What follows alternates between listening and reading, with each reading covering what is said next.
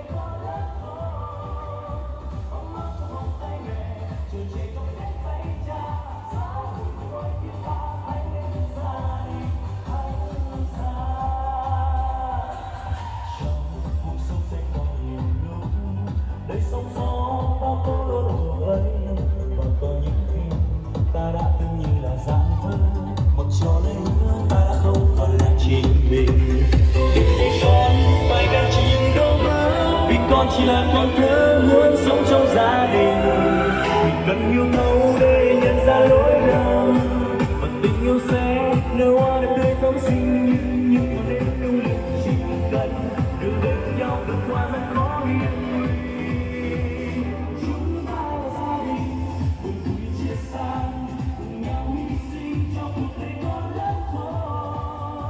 Ấm áp trong vòng tay mẹ, trời trẻ trong cánh tay cha.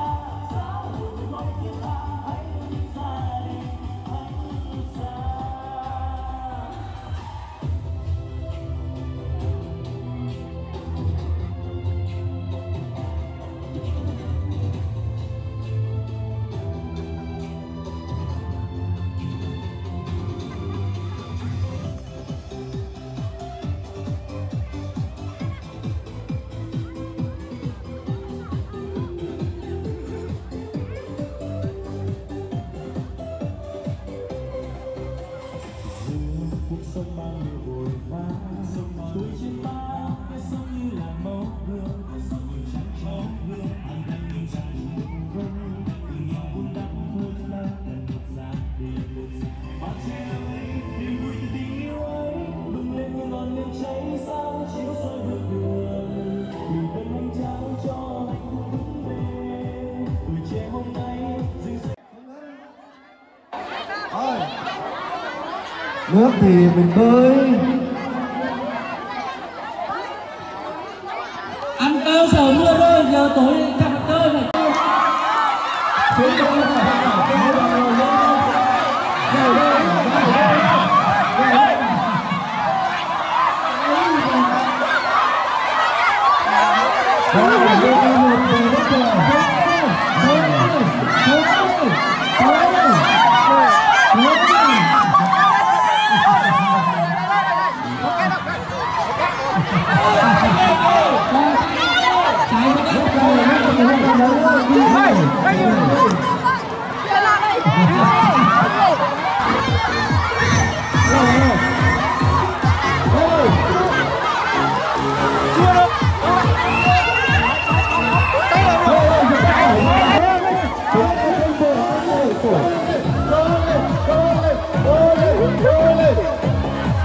không rồi, từ từ thôi.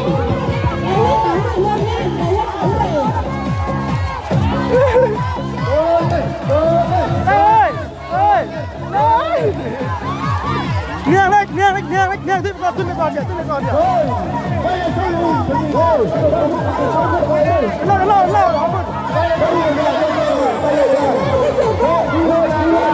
Ơi, cho mẹ đi đi. Hãy subscribe cho kênh Ghiền Mì Gõ để không bỏ lỡ những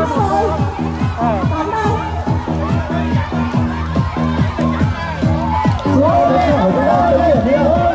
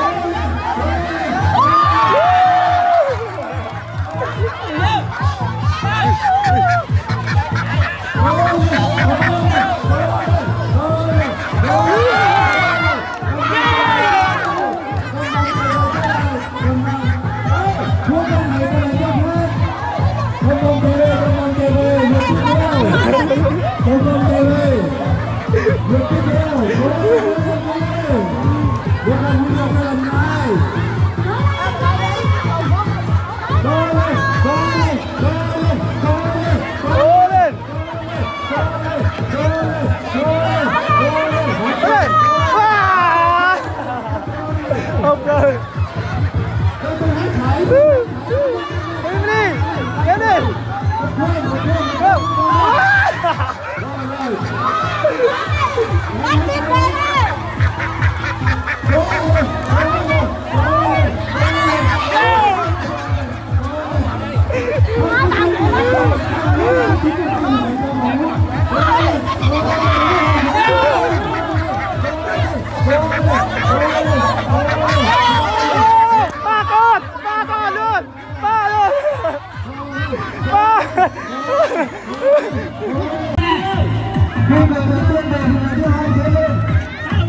Rồi lên còn tiếp một phiên ăn kẹo ở hai đầu lên kèo.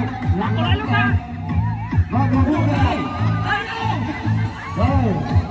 Một người lên tránh ra bên kia. Giữ mẹ nha. Cái này à? Một lại lúc nào không á?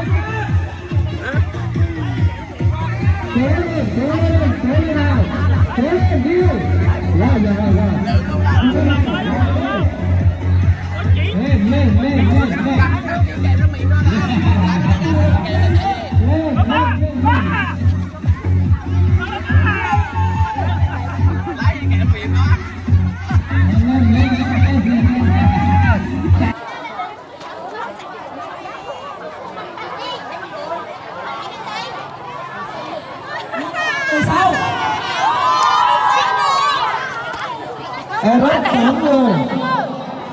Một người thôi à? Em muốn 7 người. 7 người, em muốn 7.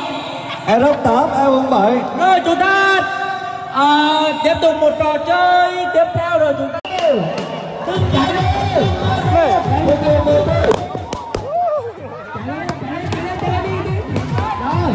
chạy lên.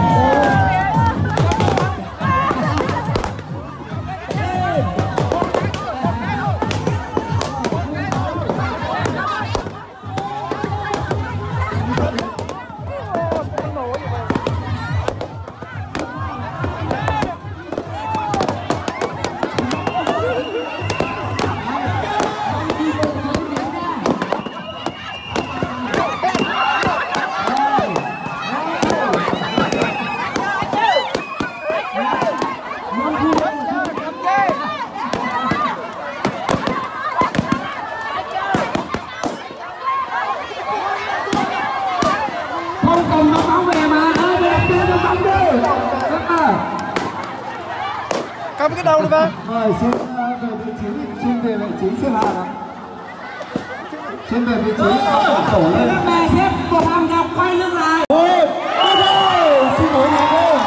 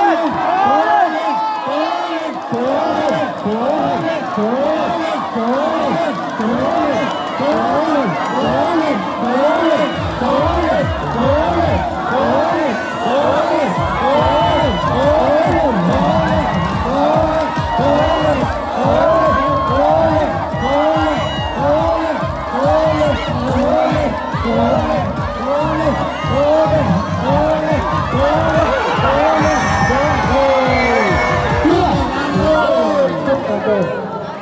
1 2 1 2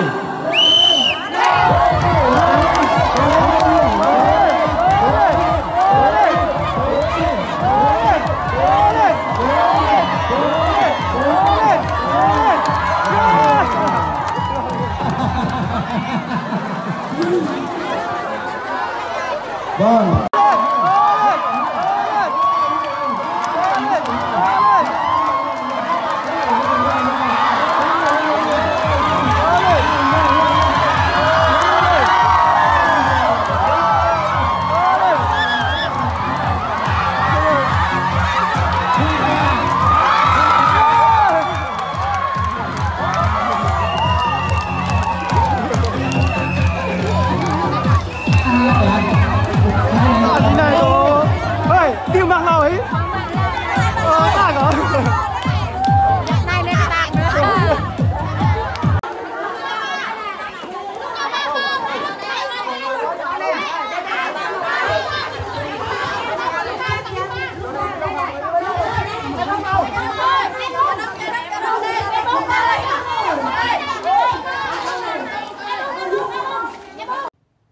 Của công việc, gia đình, cơm áo gạo tiền, chúng con gác lại tất cả để về đây sống với Chúa và với chị em. Để rồi một giây phút ngắn ngủi trong một ngày sống này, chúng con hồi tâm để chúng con lắng nghe tiếng Chúa. Chúng con thắp lên bảo ô cái ông cha bác mắt nó tinh lắm, mình mới úp cái mắt xuống mà là nó thấy ngay, nó đưa cái micro về mình sợ lắm, cho nên phải trông cái mắt mình lên để mình khỏi ngủ, không là nó thấy, nó đứng xa mà nó thấy từng đứa một. Rồi cái tổ bắt đầu nấu ăn này mọi người. Đó, nó nấu ăn đó. Khi nó bắt đầu này. Đây là nó ca 2 mình, nó ca 3 chứ. Rồi, sắp là mình.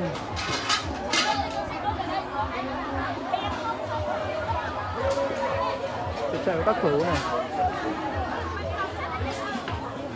Thế mình quay tiếp. Ban tổ chức có thông báo là thịt chúng ta chưa, ban tổ chức chưa có rửa, còn rau rồi chưa ăn đồ ăn là chưa rửa, chính vì vậy cho nên là chưa có tổ nấu ăn chúng ta lưu ý các bạn. Vâng, đồ ăn mà nấu thì chúng ta đi làm hết.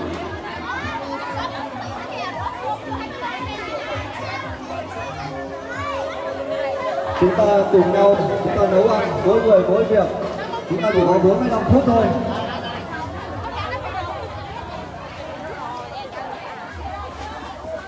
Vâng, vì đây là cuộc thi nấu ăn.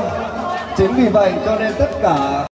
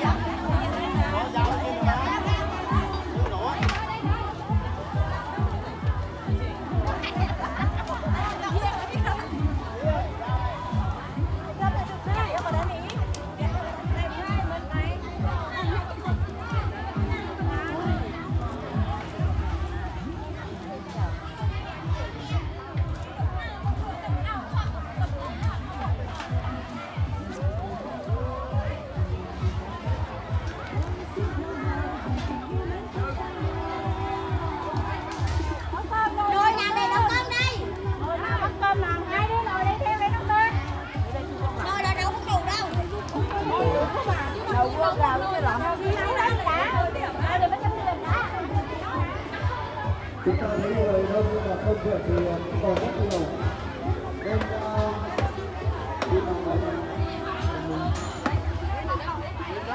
chúng ta hai thì đồ ăn nó còn lên rồi.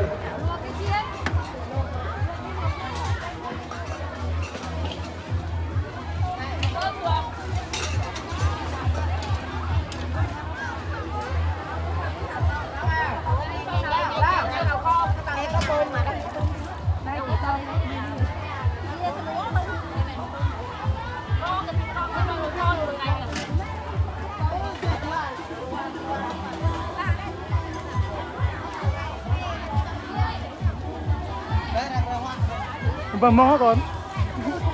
Không phải mình ập đạp hả? Lại xa cái nón này em, lại nón cho được.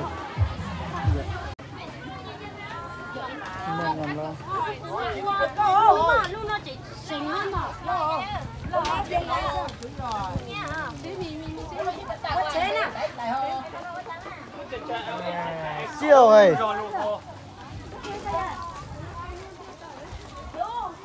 Rồi vớt trứng kia được rồi á, vớt cô.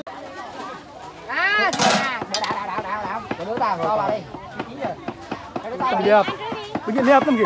Đứa ta là đẹp. Cái này này món lạp này.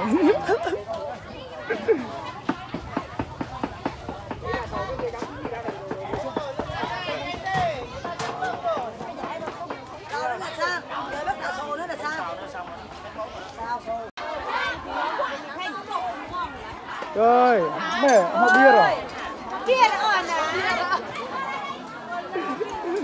Cái chai để con này cái chai.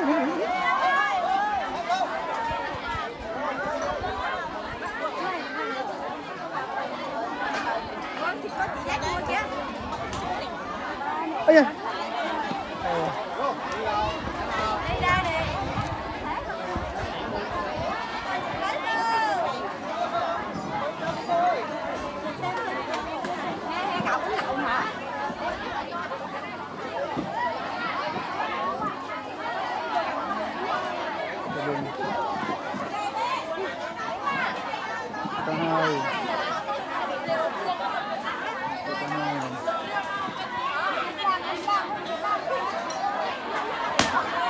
Tuổi còn nít. Cái hề thương nhi rồi. Cái cả bàn này.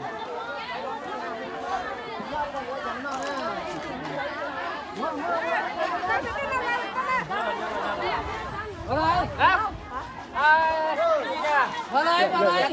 Từ từ. Đặt lên bia đây. Tí đó. Em quay đó.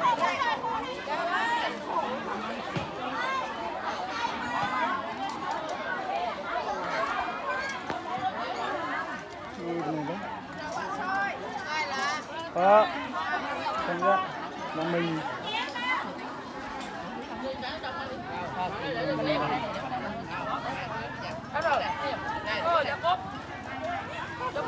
Quay à? Dạ. Quay à? Quay. Có làm cho cơm. Ăn cơm nha. Dạ, dạ, ăn cơm.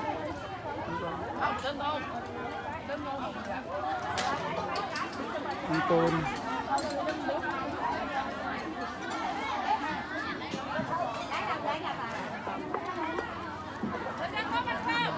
Dạ, ăn cơm. Cơm. Không rồi kìa.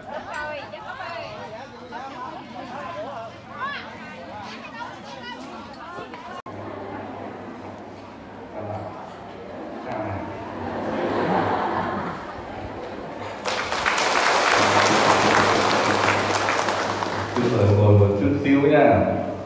Vì sau khi nói xong tôi sẽ về ban nghệ thuật ngay. Người ta nói hồng ân Chúa như mưa rơi xuống đời con miên man. Nhưng mà chiều hôm nay hồng ân Chúa như mưa rơi xuống đời con te tua. Cho nên là phải chạy. Nhưng mà tất cả là hồng ân. Tôi cứ nghĩ là nếu mà lễ vào lúc 3 giờ thì giống như là cái lò nung tại LA, nhưng mà Chúa cho cơn mưa, mặc dù là ten tua nhưng mà rất là ấm cung, rất là mát mẻ. Chúng ta tạ ơn Chúa một tràng vỗ tay. Có những điều mà nhân sứ muốn nói nhưng mà khó nói. Tôi sẽ nói ngay cho nhân sứ. Trước hết là trong cái bài cảm ơn không được xưng cha một cách trọng.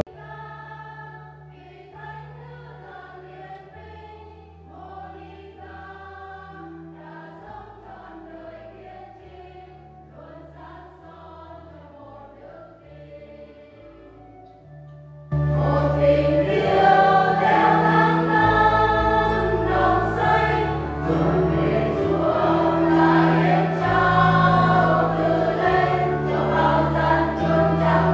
để không bỏ lỡ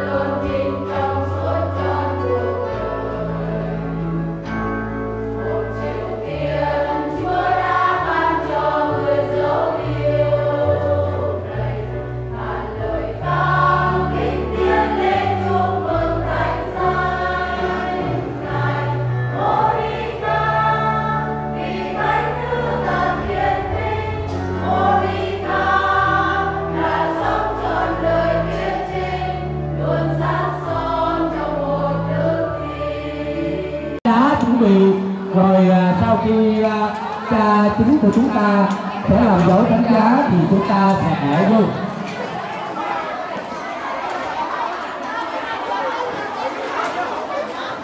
Xin chúng ta ngồi đủ 10 người vào. Nếu không đủ 10 đâu. Các bạn nào mà thiếu thì xin đồng ghép vào cho đủ 10 bằng nha các bạn ơi.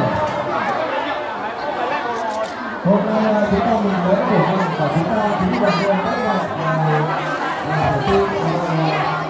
chủ động cho với nhiều người, nữa là không phải chúng ta thuốc ta đồ, chúng ta thuốc nước, hay là đưa thì nó cũng là đến những cái đấy. Rồi, bia, nước ngọt, nếu các bà các mẹ nào uống thì chúng ta cứ từ ơi.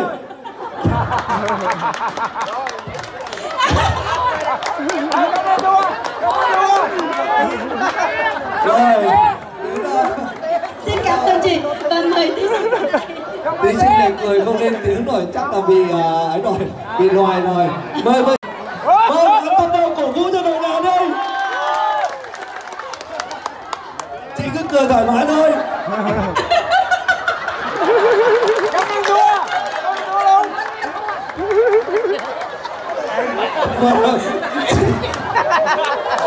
Xin câu và chào có tay chúc mừng chị đã hoàn thành trong phần thi của mình ạ. Rồi đến cứ bang rồi 3, 2, 1 bắt đầu. Ngựa đầu về rồi tôi cảm ơn tay người được cứ bang đã thành phần thi của mình. Rồi tiếp đến là Bân Khôi. Chị này có vẻ là có năng khiếu này đấy ạ. Vâng, Bân Khôi đội cổ vũ cho đội của mình đi. Trước khi Bân Khôi cười xin khán giả cho một trận vỗ tay đấy ạ. Sau đây là nụ cười của Bân Khôi. Đúng rồi.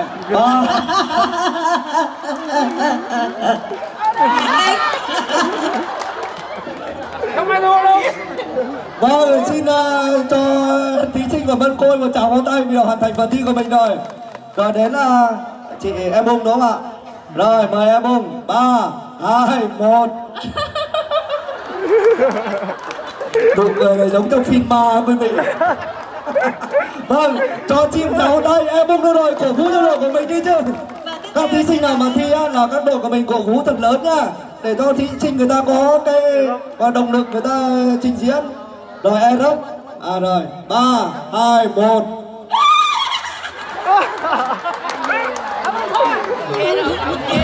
Gì bố rồi đến ai ạ? Luca rồi Luca mấy đây không biết nhưng mà gọi Luca đây.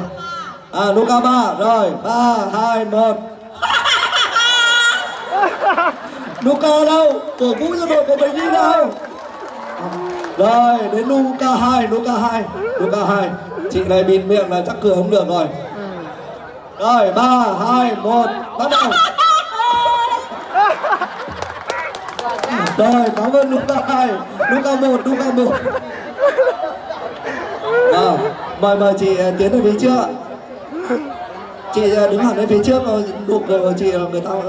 Rồi 3, 2, 1 xin mời.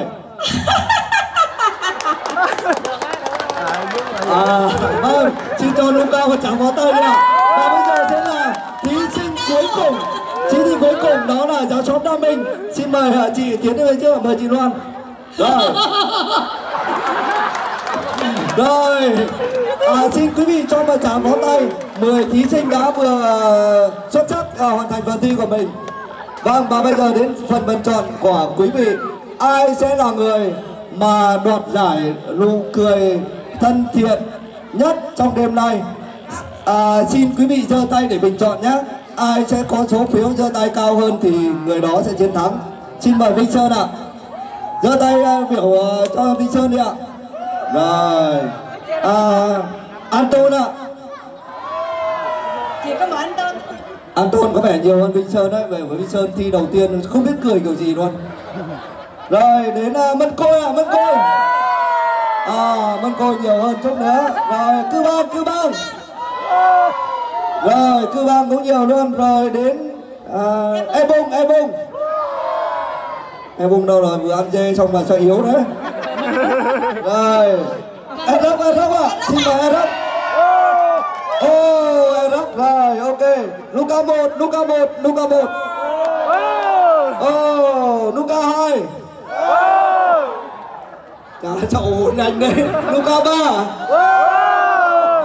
Bây giờ ồ mẹ trơn tru hơn rồi đấy. Và cuối cùng là Nam Minh. Ai thắng rồi chưa? Và trước khi cho Phó trao giải cũng xin mời cho Phó thể hiện một nụ cười mà tất cả quý nếu mà tính nụ cười phù hợp với món ăn hôm nay á, quý vị biết ai không? Biết ai không? Nụ cười mà ăn với món chê á, biết ai không? Biết ai không? Luca Cư Ca Bang. Rồi, xin chúc mừng Cư Ca Bang.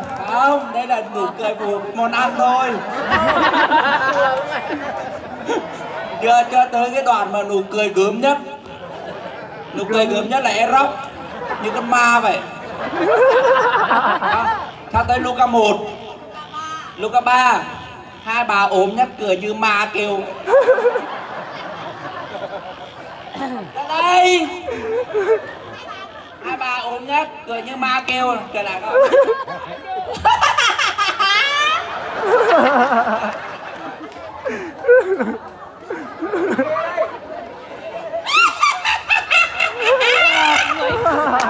Cái đúng chưa? Quý vị thấy đúng không? Không biết gì nhé.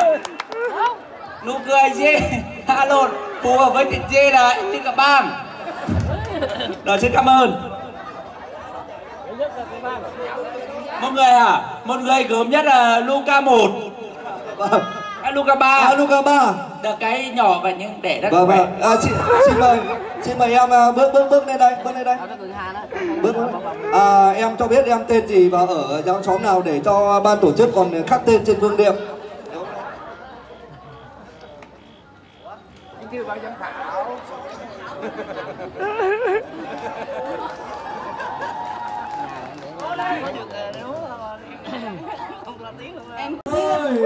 Xin hoa hậu cái gì vậy, vòng qua người cho người ta.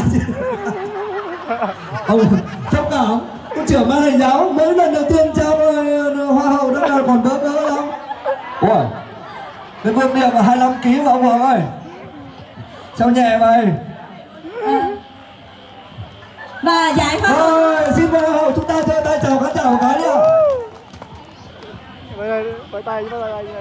Xin mời giải hoa hậu Thanh Cao dành cho thí sinh mang số báo danh 00 nhớ Nguyễn Trần Mỹ Linh với chiều cao 1m98. Xin mời trưởng ban thầy giáo, ban giáo lý trao giải cho. Trưởng ban giáo lý ạ, có cần bác ghế để trao giải không anh? Cần bác ghế không? Xin cho cái ghế ạ, xin cho cái ghế đi. Tới mà. Ngược rồi, ai lại tên đeo về sau thế? Trời, cũng lần đầu tiên được trao giải hoa hậu cho nên rất là vui ạ. Xin cho chào một tay nha.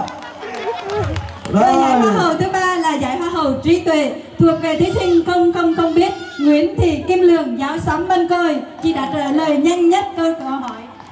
Rồi. Xin mời ông trưởng ban thầy giáo tiếp tục ban. Xin mời ai mà đoạt giải được đứng vào một bên, ai để đứng xen kẽ đây, đứng với sinh viên kia đi để.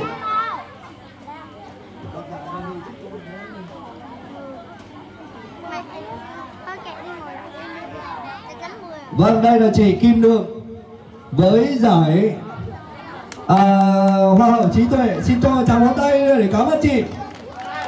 Và bây giờ sẽ là hoa hậu số 4, hoa hậu ẩm thực, số báo danh không thèm, Hồ Siêu Cơm Siêu, giáo xóm Luca 3 với tốc độ ăn rất là kinh khủng, ăn mà không thể tưởng tượng được luôn.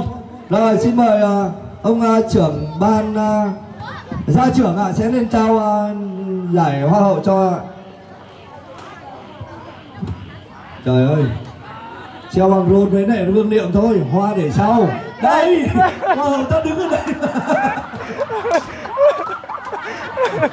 Xin cũng thông cảm cho lần đầu tiên được trao giải hoa hậu cho nên là còn hơi bỡ ngỡ.